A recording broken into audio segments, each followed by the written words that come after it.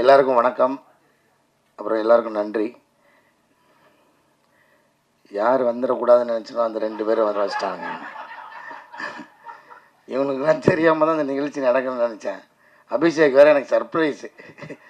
ஏயா இப்படி ஒரு சர்ப்ரைஸாக ஒருத்தர் கொடுப்பான். நீ காலையில் தான் சொல்கிறான். ஒரு சர்ப்ரைஸ் இருக்குது. முக்கியமான 2 செலிப்ரிட்டிஸ் வராங்க. உங்களுக்கு வந்து வாழ்த்து சொல்கிறதுக்கு. ஐயையோ அப்படின்னு இவங்க தான் நினச்சேன். கரெக்டாக இவங்க 2 பேரும் பேரையும் சொல்லிட்டேன். ரொம்ப பெருமையாக. தம்பி, உங்களோட 2 பேர் ஃபோட்டோவும் என்கிட்ட இருக்குது, மறந்துடாதீங்க. அதை உங்களுக்கு அனுப்பிச்சி வச்சுருக்கிறேன். இன்னும் பத்திரமா அதை லைக் போட்டு வர வச்சுருக்கிறேன். எப்போ வேணாலும் மீடியாவில் போஸ்ட் பண்ணிடுவேன். தெரிஞ்சுக்குங்க.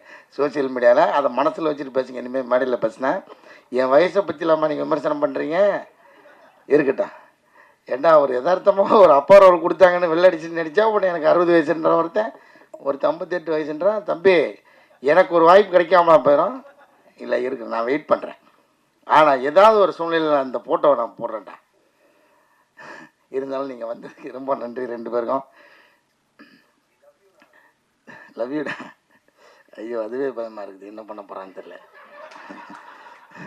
ஸ்னேகன் சார், உங்களோட பங்களிப்பு எங்களுக்கு வந்து எப்படின்னா, கலையரசனவங்களாம் சொன்ன மாதிரி நாங்கள் உங்களோட சேர்ந்து ஒரு பண்ணும்போது அதில் நீங்கள் எனக்கு என்ன அண்ணன் சொன்னது எனக்கு ரொம்ப சந்தோஷமாக இருந்தது.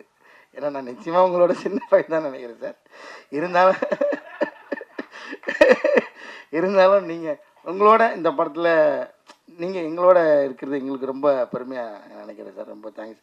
ஷெல்லி, நான் வந்து உங்களுக்கு வந்து இப்போ தான் ஷெல்லின்னு கூப்பிட்றதுக்கு எனக்கு தைரியம் வந்திருக்கு. ஏன்னா கூட நடிக்கும் போதெல்லாம் கொஞ்சம், ஏன்னா படத்துக்குள்ளே வேறு எந்த வகையான முத்த காட்சிகள், நெருக்கமான காட்சிகள் எதுவுமே இல்லை. ஸோ அப்படின்னும்போது நம்ம நெருங்கி பழகிறதுக்கும் வாய்ப்பு இல்லை. ஒரு டிஸ்டன்ஸ்லேயே தான் இருக்கிறோம். ஐயோ, நான் கொஞ்சம் அண்ணாந்து பார்த்து பேசிட்டேன் சார். இவனுங்க கீழே இருக்க, அதாவது திருவிழாலெல்லாம் இந்த கச்சேரி நடந்துகிட்டு இருக்கும்போது 2 கேரக்டர் எந்திரிக்கும் தெரியுமா நடுவில், அதை மாதிரி கூப்பிட்டு நடுவில் நிப்பாட்டி வச்சுட்டு என்ன பேச வைக்கிறீங்க. சரி, அப்போ சொல்ல வந்த குறைய சொல்லவே முடியாது. அப்படி அப்படி இருந்து கொஞ்சம் டிஸ்டன்ஸாகவே இருக்கிற மாதிரியான எழுதிட்டார் டைரக்டர் சார்.